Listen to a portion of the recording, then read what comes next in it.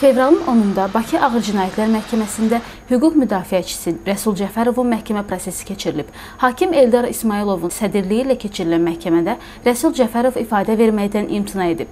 O, ibtidai istintaq dövründə verdiyi ifadəni təsdiqləyib. Məhkəmədə zərərçəkmiş şəxs qismində tanınan 3 şəxs dindirilib. Anar nağılbaz Əhməd Heybətov və Seymur Verdizadə Rəsul Cəfərovdan ziyan çəkmədiklərini bildiriblər. Əhməd Heybətov ifadəsində deyib ki, istintaq zamanı Anar nağılbaza əgər zərərçəkmiş qismində ifadə verməsən, zərəri sən çəkəcəksən, deyilib. Rəsul Cəfərov ittiham üzrə özünü təqsirli bilmədiyini, qrant layihələrini təyinatı üzrə xərclədiyini bildirib. Rəsul Cəfərovun sözlər məhkəmə prosesi davam etdirildi. Rəsul Cəfərov ifadə verməkdən imtina eləsə də, amma suallara cavab olaraq bildirdi ki, həyata keçirdiyi layihələrlə bağlı hər hansı bir qanunsuz fəaliyyətlə məşğul olmayıb.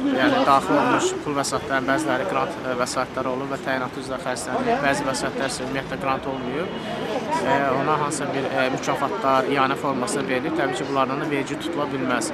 Və eyni zamanda bugün həmçinin 3 zərərçəkmiş şəxs ifadə verdi. Həmin zərərçəkmiş şəxslər də Rəsul Cəfərovla müəyyən bir iş gördüklərini bildirdilər və gördüyü işin müqabilində də pul aldıqlarını və həmin pula uyğun da qəbz verdiklərini bildirdilər və Rəsul Cəfərova qarşı təbii ki, hər hansı bir şikayətlərin olmadığını bildirdilər və göstərdilər ki, ümumiyyətlə onlar bu işdə zərər çəkən deyillər.